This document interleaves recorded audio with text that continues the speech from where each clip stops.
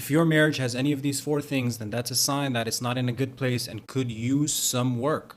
After watching thousands of couples argue in his lab, Dr. John Gottman was able to identify specific negative communication patterns that predict divorce. And he called them the four horsemen of the apocalypse. And these are criticism, contempt, defensiveness, and stonewalling. Now, we all have complaints, but complaining is different than criticizing. Complaining is when we state what we feel about a certain something and what we need done in regards to it. But criticizing is when we personally attack the person's character or personality by saying you always do this or you never do this and what's wrong with you.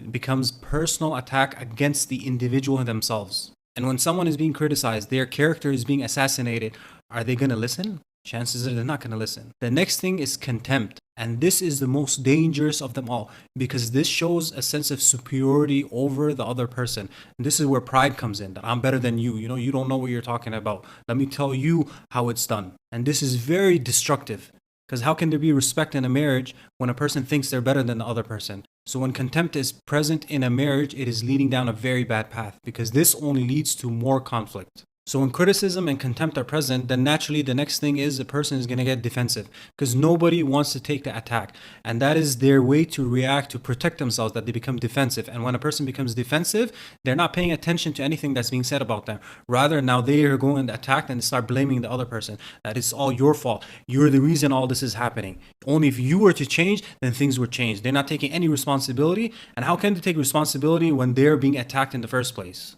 And as a Muslim, if something is said about us, we should actually look and see, hey, is this true? Do I actually have these qualities? Do I need to change them? But it's very difficult to reflect over this when we're being criticized. And on top of them, we're being talked down to. And when these three things are present in a marriage, over time, it leads to stonewalling. This is when one of the spouses starts ignoring the other one. And this happens because they can't deal with all this negative emotion that they have, being constantly criticized, talked down upon. And they have to constantly defend themselves. Naturally, the way they deal with it is they ignore the person. And Allah subhanahu wa ta'ala tells us in the Quran, وَقُلْ لِعِبَادِي يَقُولُوا الَّتِي هِيَ أَحْسَنُ إِنَّ الشَّيْطَانَ يَنزَغُ بَيْنَهُمْ. Allah subhanahu wa ta'ala tells us in the Quran that to say that which is best. So it's not about what we say, but also how we say it. A person has a right to express themselves. This is very important that we don't bottle things in, but we have to say it in a proper manner. Because if we start in a harsh manner, then the natural reaction is the person is going to get defensive